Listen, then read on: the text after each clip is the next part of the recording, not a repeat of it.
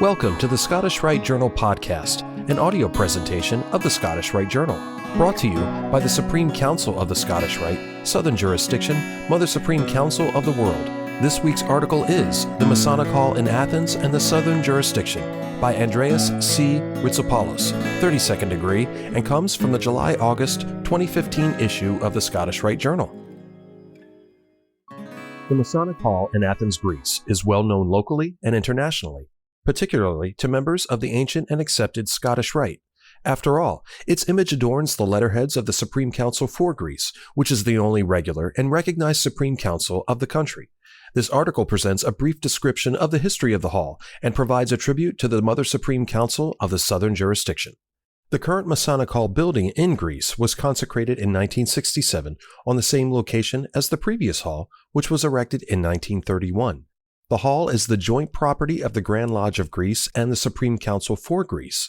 The Grand Lodge owns 80% of the building through the Masonic Foundation, while the Supreme Council owns 20% through the Masonic Union Association, the legal form of the Supreme Council for Greece.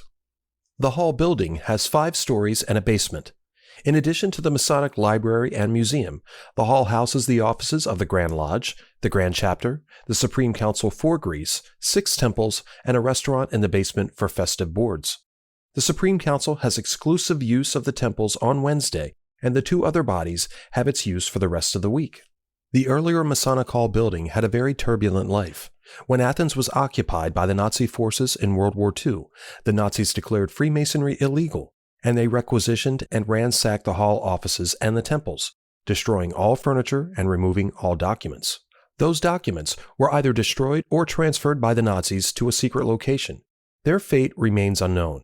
It is possible they survived somewhere, like similar documents from France, which were later found in Russia after the liberation of Europe. Although the Russians returned most French documents to France a few years ago, after making copies, nothing is known about the fate of the Greek documents. The destruction of the Masonic documents of Greece created a vacuum for historians of Freemasonry because items dating back to the 19th century were among the things that disappeared. During the occupation, the Nazis used the building in its war efforts, but by the end of the war, the building was in very poor condition. On March 3, 1945, following the liberation of Greece in 1944, the Grand Lodge and the Supreme Council held their first post-war joint meeting to assess damage to the hall and revive Freemasonry in Greece. After the war, the Greek authorities had requisitioned the hall building to house government services and Athenians whose homes had been destroyed in the final throes of the occupation. On July 31, 1945, the Council of the Grand Lodge held its 15th meeting, inviting both the Sovereign Grand Commander of the Southern Jurisdiction and Brother R. Caldwell, 32nd degree, Vice Consul of the United States in Athens, to participate.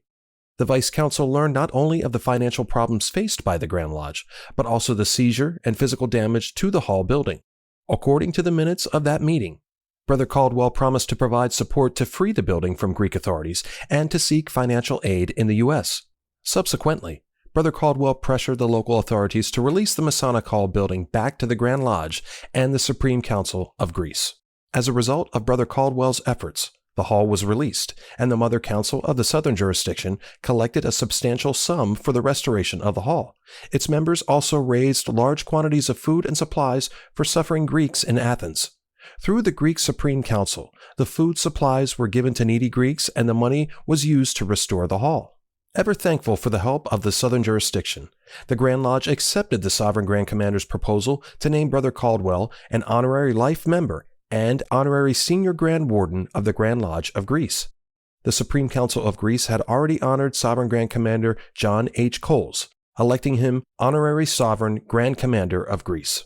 This was not the first time that the Southern Jurisdiction had come to the aid of Greek Freemasons. During a visit to Washington, D.C., while World War II was raging, King George II, 33rd degree, of Greece, received a $25,000 check from Sovereign Grand Commander John H. Coles, representing funds donated by members of the Southern Jurisdiction to the Freemasons of Greece.